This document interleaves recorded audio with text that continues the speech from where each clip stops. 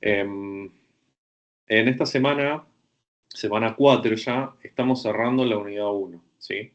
Entonces, como para dar un cierre a todo lo que venimos viendo, la idea es que podamos ver digamos, las formas más comunes de visualizar los datos, ¿no? Un segundito que se está uniendo alguien más.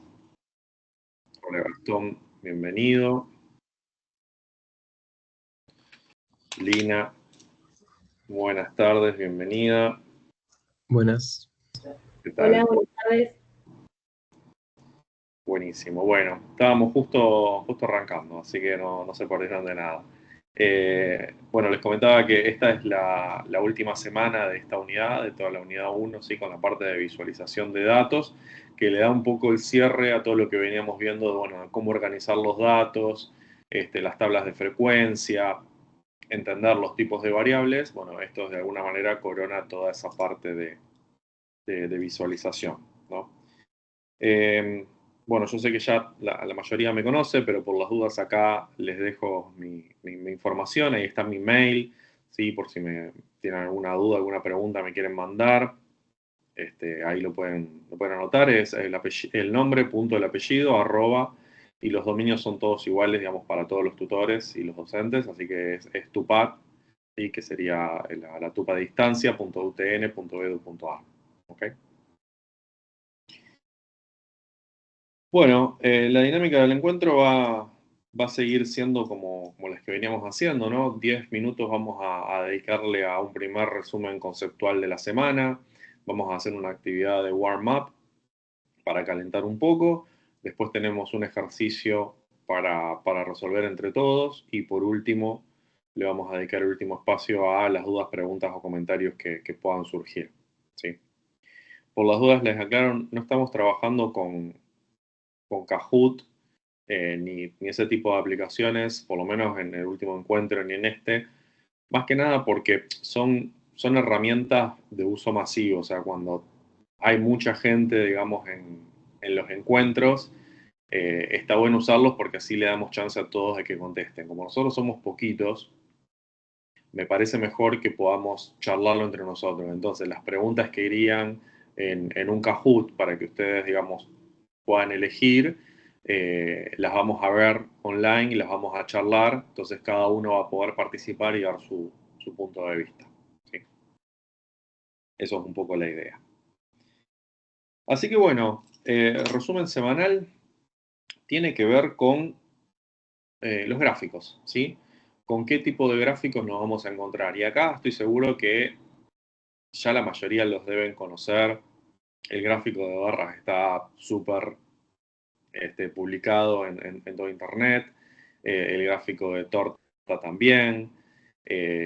Sí, lo que son, bueno, gráfico de puntos, diagrama de puntos quizás es más específico. Por ahí no sé si lo han visto tan frecuentemente. Pero bueno, el polígono que tenemos acá abajo, ¿sí? Ese seguramente sí, que digamos es una línea de tendencia. El gráfico de cajas, que de hecho el encuentro pasado vimos un ejemplo sobre la distribución de datos en gráficos de cajas, con lo cual ahí también tenemos una referencia. Y por último, lo que sería el histograma, ¿sí? Entonces, dijimos gráfico de barra, que sería el primero. Yo voy a tener diferentes categorías y lo que me va a mostrar es la acumulación de cada una de esas categorías. Como si, por ejemplo, yo tuviera, puede ser una variable cualitativa o cuantitativa, ¿sí? Por ejemplo, distribución de la resolución de tickets de un operario en un mes, ¿sí? Entonces yo tendría por cada barra, digamos, la cantidad de tickets resuelto en los diferentes días. Entonces tendría prácticamente un gráfico con 30 barras, por ejemplo, si lo quisiera hacer de esa manera. Si no, podría usar los intervalos, así como veíamos las tablas de frecuencia agrupada, ¿sí? Por intervalos. Entonces podríamos decir, bueno, semana 1, semana 2, semana 3, semana 4. Entonces podría tener solamente 4 barras, quizás eso me sea más representativo. Y en definitiva, todo esto, acuérdense que sirve, o sea, el objetivo final de esto es la toma de decisión. Entonces yo tengo que de alguna manera poder nutrirme de los datos que me sean visualmente fáciles de entender para poder tomar una decisión en base a eso. ¿Sí? Entonces dijimos primero el gráfico de barras, el gráfico de puntos, que es muy similar, simplemente en lugar de poner una barra hasta donde llega el nivel de esa categoría, lo que se hace es ir acumulando los puntos. Cada punto es una ocurrencia que se da dentro de esa categoría. ¿Sí? El gráfico de torta seguramente lo tienen más que visto, ¿sí? Que es este último de acá. Muy útil para cuando yo tengo digamos, justamente una torta para dividir, tengo el 100% de algo y quiero ver los pesos relativos, entonces también es muy gráfico verlo de esta manera. ¿Sí? Lo que es el polígono o lo que nos marca la línea de tendencia, lo mismo, esto se ve muchísimo en lo que es trading y en todo finanzas, en variables económicas, ¿sí? Acá estamos hablando de una variable cuantitativa continua, ¿sí? Por eso tiene esa forma, digamos, y tiene también esa continuidad justamente en la línea, ¿no? Tenemos el diagrama de cajas, ¿sí? En donde vamos a ver los distintos cuartiles. Acuérdense que el diagrama de cajas me va a mostrar el valor mínimo, el segundo cuartil, el tercer cuartil y el valor máximo. Este de acá es la mediana. ¿Ok? Entonces yo puedo ver dentro, digamos, del gráfico, acá justo en este, digamos, no se aprecia bien, en el que vimos en el encuentro pasado sí lo podíamos ver bien, dónde empezaba el valor mínimo, dónde empezaba el segundo cuartil, dónde empezaba el tercero y dónde estaba el máximo. ¿Sí? Acuérdense de que las cajas se distribuyen de esta manera, ¿no? Tengo por acá el mínimo, acá voy a tener el segundo cuartil, el tercer cuartil y acá voy a tener el máximo. ¿Ok? Y después el último gráfico que es parecido al de barras y acá hay que tener sí mucho cuidado para no confundirlos, que es el histograma. ¿Sí?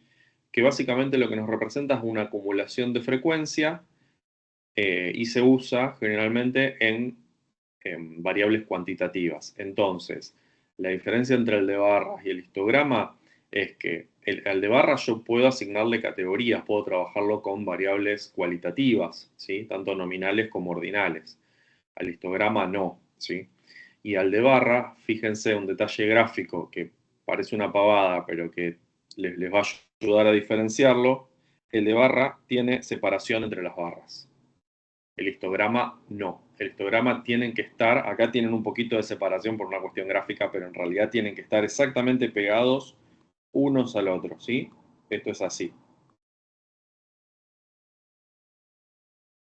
Ahí va. Las barras están pegadas en el histograma. En el de barras, no. En el de barras hay una separación. ¿Ok?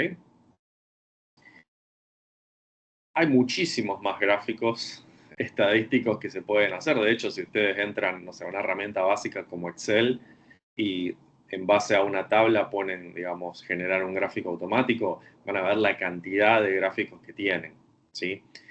Cada uno sirve para un fin determinado y lo que hay que tener en cuenta es cuánto me está ayudando el gráfico a mostrar la información de manera clara, de forma que se pueda tomar una decisión de la mejor forma posible, ¿sí? Ese es el objetivo del gráfico, no lo tenemos que volárnosla mucho con el tema estético o con que mientras más complicado el gráfico mejor. Todo lo contrario. Cada gráfico nos tiene que servir, en definitiva, para servir la información en bandeja para quien tenga que tomar la decisión. ¿Sí? De esta parte de acá, ¿alguna duda o consulta? ¿Pudieron leer el apunte de esta semana? No, profe, en mi caso yo no pude avanzar esta semana. Ok, Pero no tengo ninguna duda tampoco. ok. ¿Los demás? Gastón.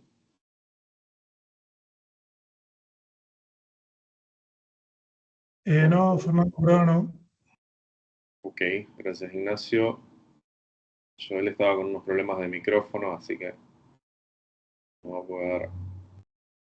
A mí no me quedó todo tampoco. Ok, bueno. Vamos con un ejemplo, ¿sí? Como para poder bajar esto más a tierra concretamente, ¿no? De nuevo, los gráficos están muy ligados a las tablas de frecuencia. Entonces, por eso es que venimos trabajando, fíjense ustedes, en forma acumulativa. O sea, cada vez estamos ampliando más el campo de la estadística descriptiva y es por eso que es importante que tengamos en claro los conceptos que se dieron en semana 1, semana 2 y semana 3 para después la parte de gráficos. Okay.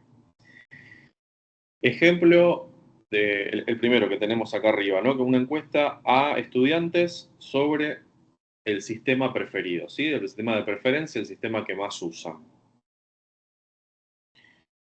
Les pregunto, sabiendo ya cómo interpretar una tabla de frecuencias, ¿a cuántos estudiantes se le hizo esta encuesta?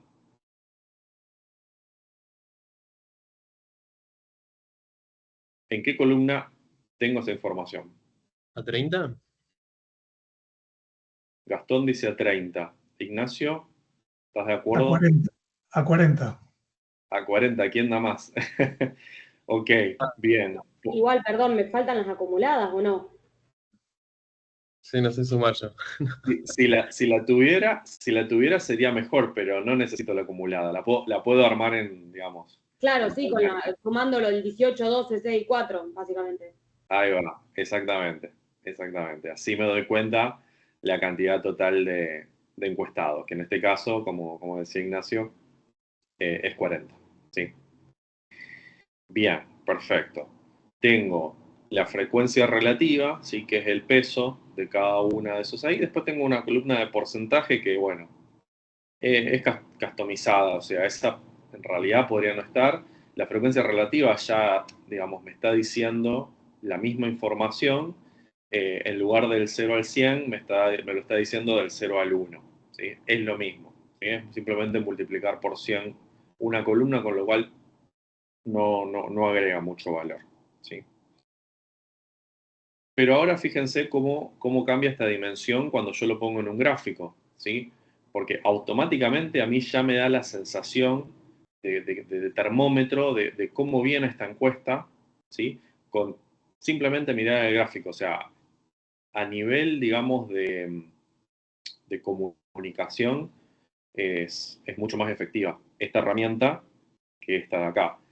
Quizás esta herramienta, digamos, las tablas, las podríamos usar más para un análisis interno, ¿sí? Si nosotros tuviéramos que mostrar información a nivel ejecutivo, por ejemplo, ¿sí? Frente a, no sé, diferentes stakeholders, gerentes, no sé, un director senior, bueno, lo vamos a hacer con gráficos.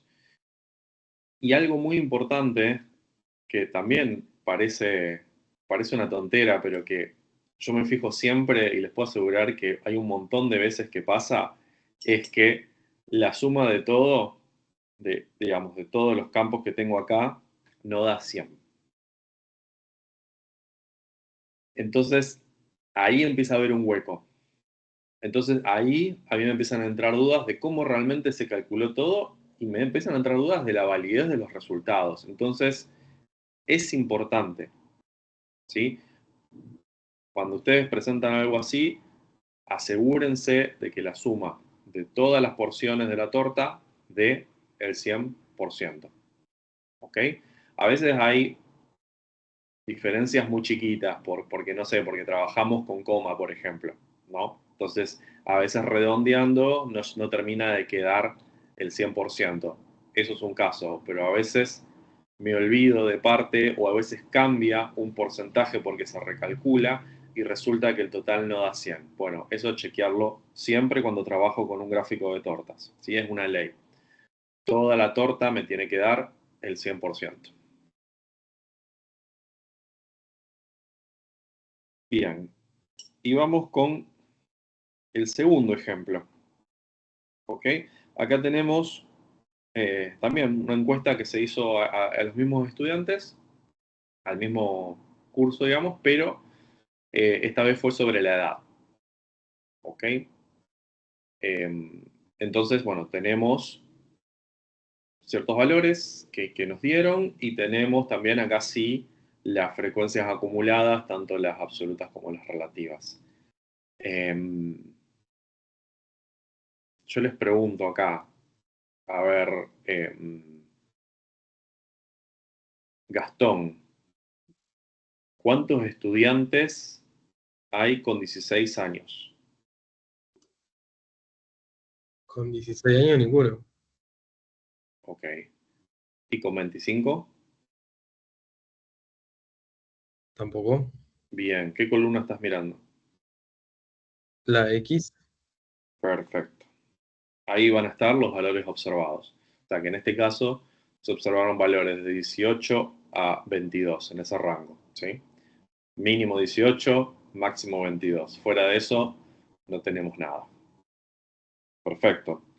Y bueno, Lucas, ya que te uniste recién, este tema igual viene de semanas anteriores. Si lo estamos relacionando con gráficos porque van de la mano. Pero te consulto, ¿qué cantidad de encuestados hubo en este caso? Escúchame, Tigre. La estoy tirando. Hubo 30 encuestados. Lo que te estoy por contar, a mí. 30 encuestados. ¿Y cómo lo estás calculando? Entonces. Por la tercera columna. Ok, bien. Esa Tati. ¿Y si no tuvieras la tercera columna, cómo lo calcularías? La tuviste en brazos. Sumando la segunda columna. Ahí va, perfecto. Que fue lo que hicimos en el ejemplo anterior, en donde teníamos la columna acumulada. La universidad. Excelente. Gracias, Lucas. No, por favor. Bien, tenemos acá entonces las columnas de frecuencia acumulada, como dijimos, la absoluta, que sería la tercera, frecuencia relativa y frecuencia relativa acumulada. Fíjense acá, este 1 es el 100% que yo les digo que siempre tiene que estar en la torta, ¿sí? Si lo hacemos por ese tipo de gráfico. ¿Ok? En este caso, esto se hizo con un tipo de gráfico especial. Ignacio, ¿cómo se llama este gráfico que vimos hace unos minutos?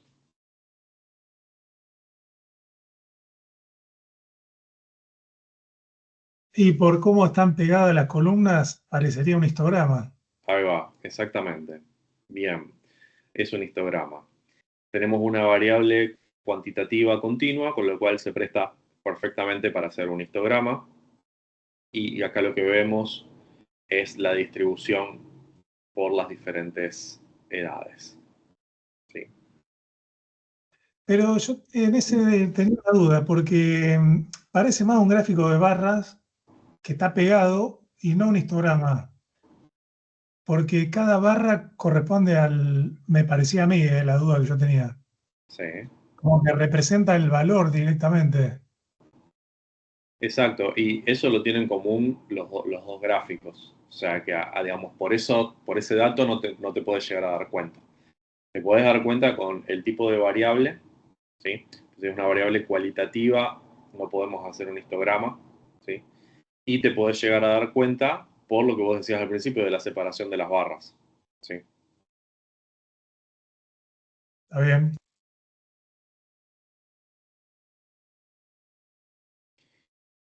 Bien. Hasta acá, estamos todos en la misma página. ¿Venimos bien? Sí, sí. Sí. No, perdón, profe, a mí me quedó la duda entre cómo te puedes dar cuenta entre el gráfico de barras y el histograma. O sea, ¿el Sí. gráfico de barras sirve para una variable cualitativa? El de barras te sirve para las dos.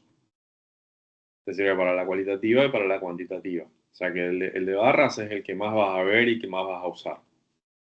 Ahora, el histograma lo vas a usar para variables cualitativas, en general continuas, ¿sí? Y la diferencia también la vas a ver gráficamente cuando no tenés separación entre las barras, ¿sí? Ahí sería un histograma. Ok, acá no estaban midiendo edades Sí, correcto. y no es cualitativo eso es cuantitativo. Sí, perdón, dije cualitativo, no, cuantitativo. Sí. Cuantitativo continuo. Ok, El listo. histograma va, digamos, de la mano con lo cuantitativo.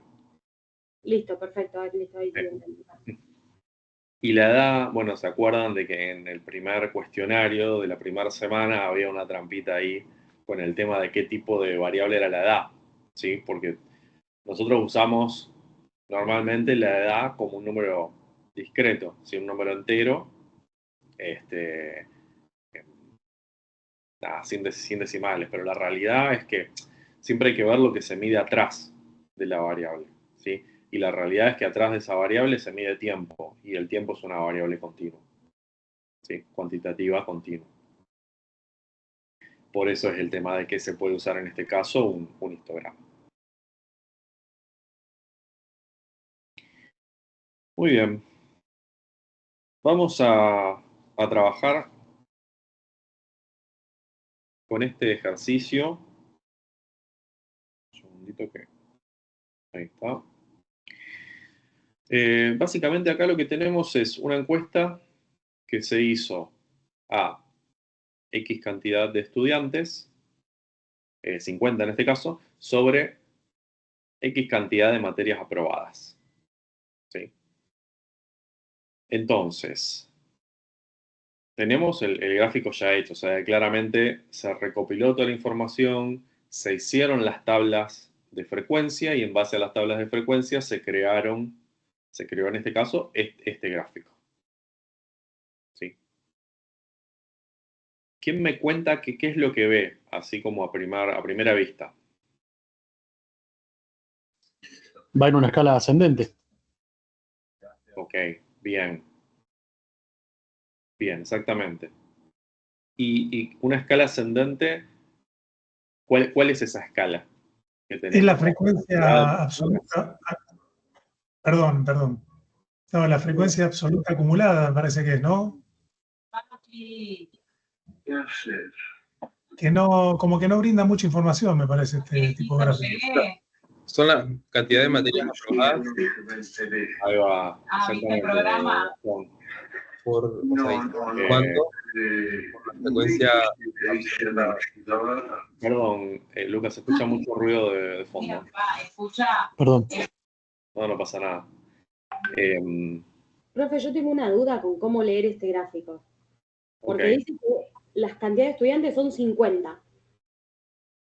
¿Sí? Y Ajá. ya 5 materias aprobaron 50. O sea, no sé de qué son los demás números, son otros estudiantes, es como... A eso me refiero. 5 materias aprobaron 4, entiendo yo. 4 estudiantes aprobaron 5. Y pero el 50 del total. Claro, pero el total de tengo que, problema para leer el gráfico. claro, es que justamente, a ver, por eso les preguntaba lo de la escala, porque hay que ver, digamos, qué significan todos estos números. Lo primero que hay que hacer en un diagrama es poder identificar eje X y eje Y. ¿Sí? ¿Por qué? Porque podemos tener, o sea, esto de acuerdo a cómo lo acomodemos nosotros, no siempre va a ser igual. Entonces no hay una regla absoluta que nos diga, no, los de abajo son siempre personas o los de abajo son siempre materias. Sí, y por eso es importante cuando trabajen con gráficos siempre ponerle el rótulo del eje. ¿Sí? Como en este caso tenemos abajo la cantidad de materias aprobadas, ¿sí? Por, bueno, la cantidad de estudiantes. Igual siento que como que tiene un error, ¿no? Porque va acumulando y en realidad el que aprobó una materia no aprobó 2. El que aprobó 2 materias no aprobó 3. Entonces no entiendo por qué lo iría acumulando. Claro, es lo mismo, marca el valor Bueno, acumulativo. ¿Por qué sí, dicen acumulativo? 8 más 18 no es 33. No, por 8 eso, más 10. Más los 10 que aprobaron aprobaron en materia da materias. 33. ¿Cómo, perdón? A ver, 8 aprobaron una materia. Sí, 10, 10 aprobaron ah, dos materias. Y 18 sería 8 más 10. Entiendo. Y creo que me parece que es así, porque al final da 50. 15 46 aprobaron, claro, 15 aprobaron tres materias. Es lo que yo decía, ¿por qué al final da 50 si la cantidad de materias aprobadas de 50 estudiantes y al final da 50 en la parte de estudiantes? claro. Bueno, la pregunta ¿eso es casualidad o siempre va a dar así? No sé, como no vi el apunte, no sé si esta tabla se da por acumulativo siempre. exactamente. No, no. Esto depende, digamos, de cada caso. Acá, o sea, hay que pensar también si hay, está bien, no conocemos la encuesta y el planteo de la encuesta, pero siempre hay que pensar, o sea, desde cómo se recolectaron los datos hasta cómo se hizo la tabla de frecuencia y entender también si dentro de la variable hay algún tipo de interdependencia que nos genere esa acumulación. ¿Sí? Acá, a ver, si yo hago una encuesta en general, voy a la facultad y hago una encuesta y me pongo a preguntarle a cada uno cuántas materias aprobaron y cuántas materias tienen aprobadas, la gente me va a empezar a dar diferentes respuestas. ¿Sí? Me va a decir 5, 10, 3, 8. ¿Sí? Ahora, cuando yo proceso los datos y yo estoy diciendo, bueno, a ver, ¿cuántos aprobaron una materia? Y no debería poner a la gente que aprobó 5, que aprobó 6, que aprobó 7. Ellos aprobaron una en algún momento, claro, pero no es el estatus hoy. Hoy ellos tendrían que estar en otra categoría. Eso, si aprobaron 5 materias, deberían estar en la categoría que aprobaron 5. ¿Sí? O sea que Claro, la eso, frecuencia absoluta, perdón, no, la frecuencia absoluta de cada valor de la variable, 1, exacto, 2, 3, 4, 5, en este caso sería 8 para los que aprobaron una, 8 alumnos aprobaron una, 10 aprobaron dos, 15 aprobaron tres, 13 aprobaron cuatro y 4 aprobaron cinco. Esa es la frecuencia absoluta. aprobaron 5, exactamente. Ahora, todo depende de cómo sea la mejor forma de mostrarlo, ¿no? Y depende, digamos, el tipo obviamente, de audiencia que tengo, de público, y de qué manera lo quiero ver, ¿sí? Por eso, cuando nosotros procesamos todos los datos desde el principio es más fácil porque ya conocemos todo el proceso. Ahora, si se nos presenta algo así a nosotros, tenemos que entender qué hay detrás, cómo fue esa recolección y cómo se pensó esa acumulación que fuimos teniendo, ¿sí? Porque yo quizás no hubiera elegido esta forma de mostrarlo por acumulado, sino que lo que hubiera hecho es mostrar frecuencia absoluta en cada uno directamente. Entonces yo puedo ver qué cantidad digamos, de materias aprobadas tienen cada grupo de alumnos, ¿sí? Lucas, ¿tenés una consulta, pregunta? Sí, no debería ser, o sea, incluir más información en el gráfico, porque yo teniendo en cuenta, o sea, sin tener en cuenta lo que nosotros vimos hasta ahora en estadística, yo Sí. mirando el gráfico digo que, o sea, hay 50 personas que aprobaron 5 materias. Teniendo en cuenta lo que estuvimos viendo, te digo que hay 4 personas que aprobaron 5 materias. Por eso digo, ¿no le faltaría información al gráfico? Mm, no es una cuestión de que le falte, es de la manera en que está mostrado y por eso justamente se los traigo, porque puede llevar a confusión. Entonces, si ustedes ven algo así, si alguien les muestra algo así y son ustedes los que están tomando la decisión, ustedes tienen que entender qué es lo que hay detrás acá, cómo se calculó y qué es lo que me está mostrando, ¿sí? Porque si no es muy fácil que en la parte, digamos, de explicativa y cuando me quieren vender algo o me quieren llevar para que yo tome una cierta decisión, eh, me lo puedan dibujar con una historia diferente, ¿no? Entonces, es importante siempre cuestionar qué es lo que hay detrás y cómo fue que se armó, ¿sí? O sea que vamos de nuevo. Si yo tuviera que haber elegido la forma de poder presentarlo, no hubiera elegido esta, hubiera elegido directamente la más natural, que es por cada, digamos, cada número de materia aprobada, poner la cantidad de personas que están en esa situación. ¿Sí? Entonces, los que aprobaron una sola materia, que son 8 personas, listo, dejo 8. Los que aprobaron, los que tienen 2 materias aprobadas al momento que yo tomo la encuesta, que, como bien dijo Ignacio, serían 10 personas. Los que aprobaron 3 materias serían 15 personas. Los que aprobaron 4 serían 13 y los que aprobaron 5 serían 4. ¿Sí? Con lo cual, si yo sumo todas esas frecuencias absolutas, me termina dando el 50 también, pero la visualización sería otra. ¿Sí? Sería por frecuencia absoluta directamente. Acá me lo muestra de una forma acumulativa y me da otro tipo de información. ¿Sí? Por eso es creciente, porque bueno, nada, se supone que en algún punto se llega al total de la misma manera. Pero estamos tomando otro camino diferente. ¿Sí? Entonces, en base a este gráfico, vamos a discutir. Perdóname, te ¿Sí? interrumpo. A partir de este gráfico se podría decir que 2 materias fueron aprobadas por como máximo 18 estudiantes. 3 materias fueron aprobadas como máximo por 33 estudiantes. ¿Así se podría leer?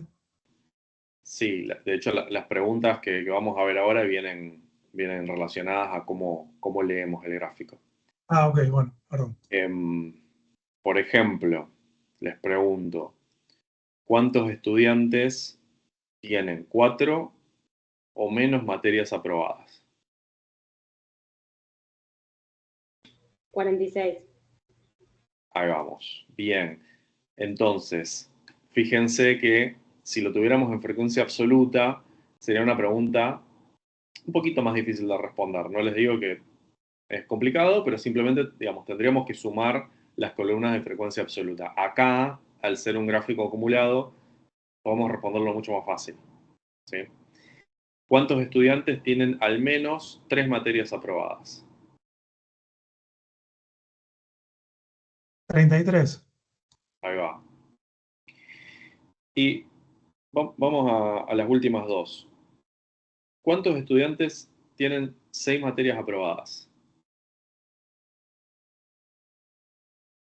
Ninguno.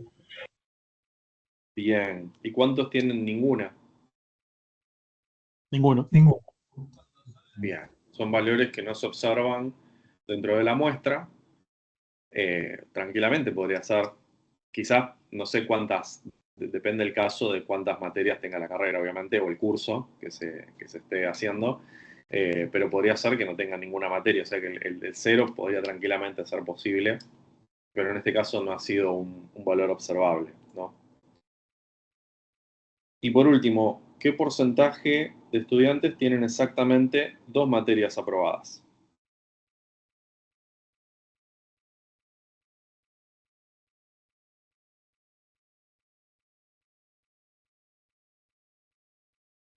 ¿Cómo, profe, la pregunta? Perdón.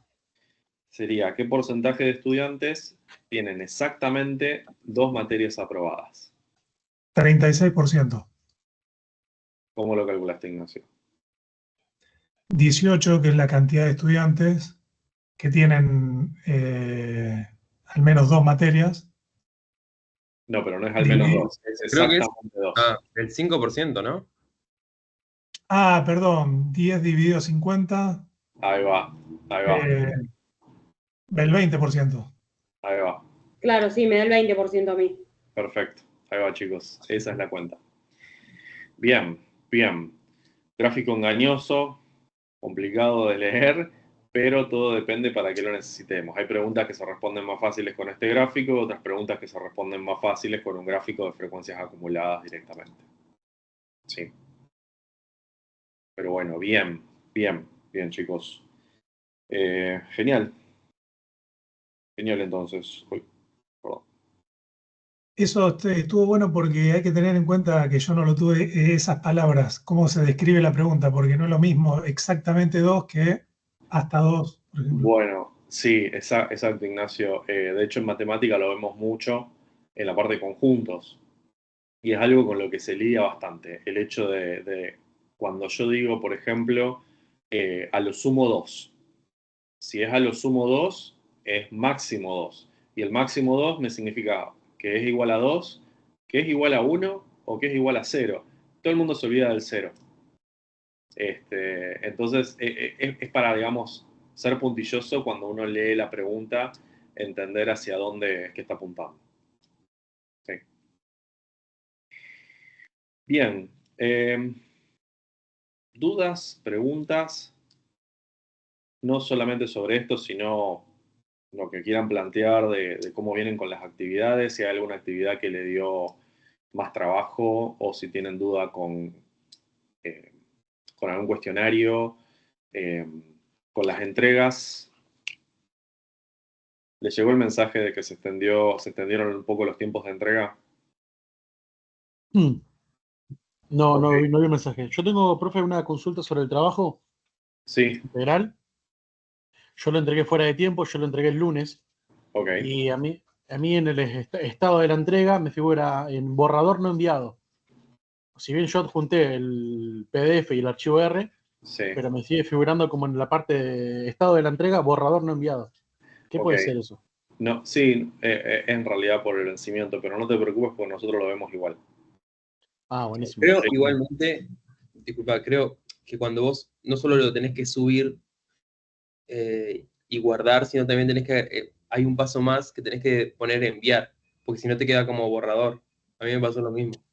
Claro, lo que pasa es que cuando está vencida la fecha que está configurada para la tarea, me parece que no te deja enviarlo. Es por eso. Fíjate por las dudas, Lucas, si te deja enviarlo ahí como dice Gastón, pero si no debe ser Buenísimo. por ese tema de la fecha de entrega. Igual no te preocupes que, ya te digo, con las fechas nos planteamos ser un poco más flexibles y se ve igual el estado, digamos, en borrador. Buenísimo, gracias. Bárbaro. Yo, perdón, yo renegué un poco con la parte de código, pero no por escribirlo y obtener los resultados, sino por cómo grabar el archivo .r. Me volvió loco ese tema, pero es por el manejo de RStudio, del programa que usamos. Qué sé yo, hay gente que le resulta más fácil por ahí.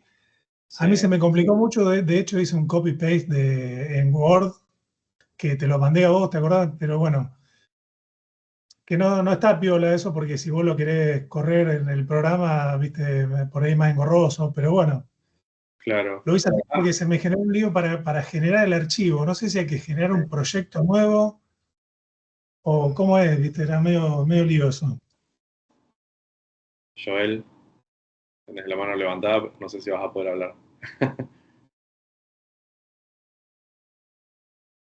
¿Querés escribir?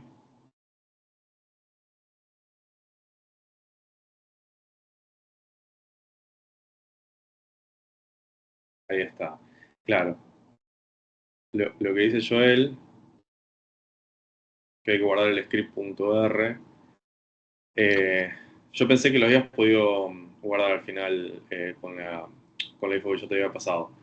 Em, No, copié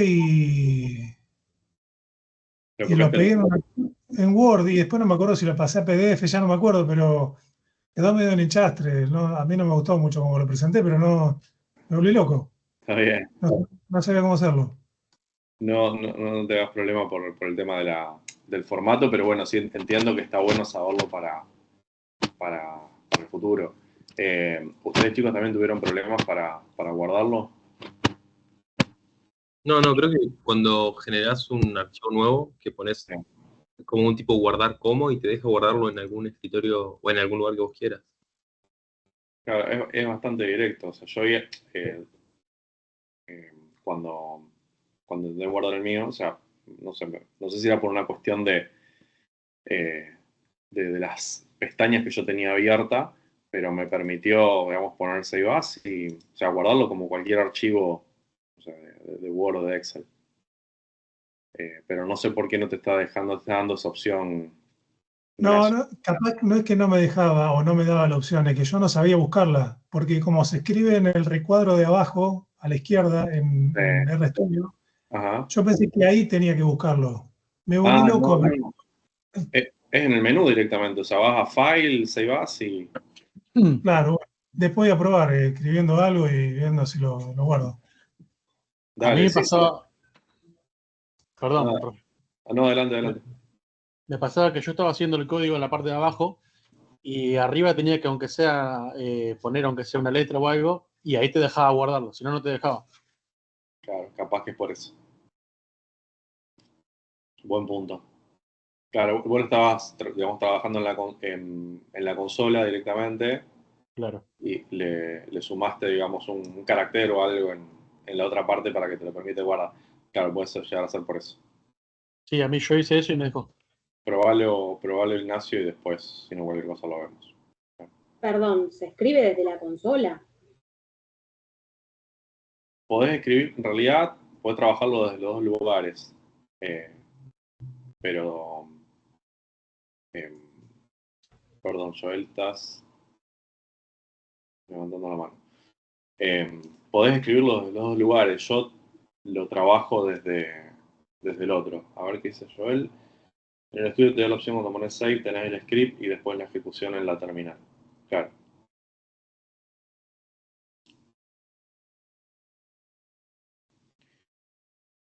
¿Hay alguna diferencia entre escribir arriba o abajo?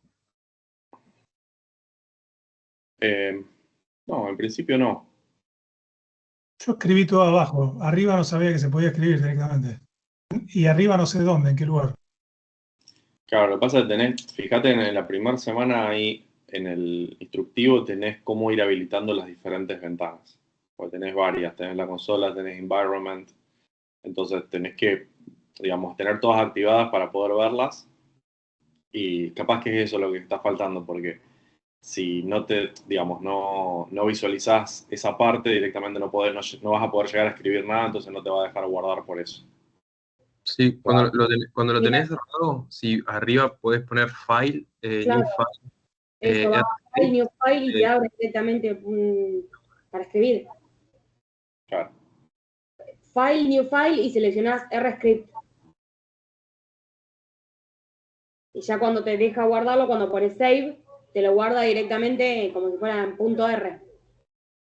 10 puntos, ahí lo estoy probando, bárbaro. Muchas gracias. Buenísimo. Genial, chicos. Bueno, ¿algo más? Sí, profe, yo tengo una consulta con respecto a la fecha de entrega de los puntos 3 y 4 del trabajo integrador. ¿Es este domingo o el otro? 3 y 4, serán las preguntas 3 y 4. Claro, porque las preguntas 1 y 2 se entregaron, eran la fecha final el domingo pasado. Sí, Esa era la correcto. primera parte. Y la segunda parte, que es preguntas 3 y 4, Mirá, entiendo, déjame revisar, pero entiendo que no es este domingo, sino el otro. Déjame que te confirmo.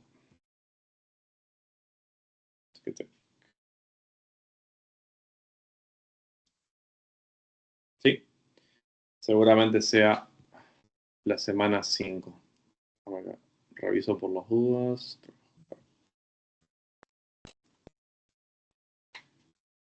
Ahí va, sí, es la semana 5. O sea que vas a tener como fecha límite 7 de septiembre para ese. Igualmente, chicos, si necesitan más tiempo, no hay problema, ¿sí? Me escriben a mí o al tutor de su comisión, le plantean y, o sea, la idea es que no se vuelvan locos, sabemos que están con un montón de cosas al mismo tiempo en paralelo, así que, bueno, la idea es flexibilizar un poco eso, ¿sí? Si no llegan a la fecha límite.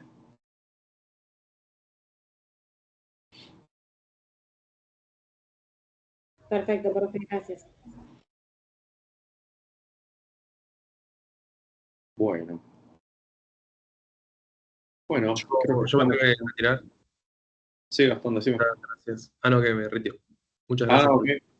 por- Bueno, damos por cerrado el encuentro entonces. Muchas gracias a todos por unirse y bueno, nos vemos la semana que viene para los que se unan. Sí.